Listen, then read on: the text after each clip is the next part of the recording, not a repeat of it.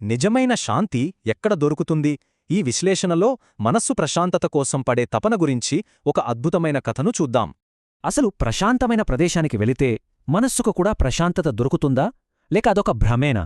ఇది అందర్నీ వేధించే ప్రశ్న.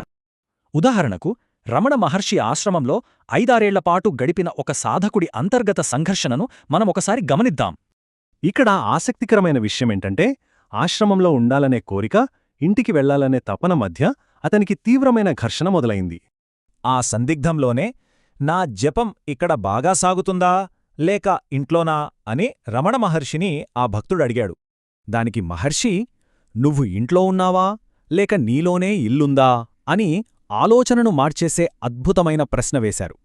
అంటే, మనం భౌతికంగా ఇంట్లో ఉండటం ఎలాంటి ప్రమాదం కాదు, కానీ మనస్సులో ఇల్లు ఉండటమే అసలైన సమస్య. ఈ విషయాన్ని మరింత స్పష్టంగా అర్థం చేసుకోటానికి పవిత్రమైన శ్రీశైల క్షేత్రాన్ని ఒక సాధారణ ఇంటిని పోల్చి చూద్దాం. మనం ఇంట్లోనే కూర్చొని ఏకాగ్రతతో ధ్యానం చేస్తున్నామంటే ఖచ్చితంగా శ్రీశైలంలో ఉన్నట్టే లెక్క. భౌతిక స్థానం కంటే ఏకాగ్రత ముఖ్యం. అదే శ్రీశైలంలో ఉండి కూడా ఇంటికి తాళం వేయలేదని మనస్సులో దిగులు పడితే ఆ పుణ్యక్షేత్రానికి వెళ్ళినా ఎలాంటి ప్రయోజనముండదు. కాబట్టి ఇక్కడ కీలకమైన విషయమేంటంటే, ఆధ్యాత్మిక సాధనకు మనం ఎక్కడ ఉన్నామన్నది అసలు సమస్యే కాదు. మన శరీరం ఎక్కడుందో మనకు తెలుసు, కాని ఖచ్చితంగా ఈ క్షణంలో మనస్సు ఎక్కడ నివసిస్తోంది?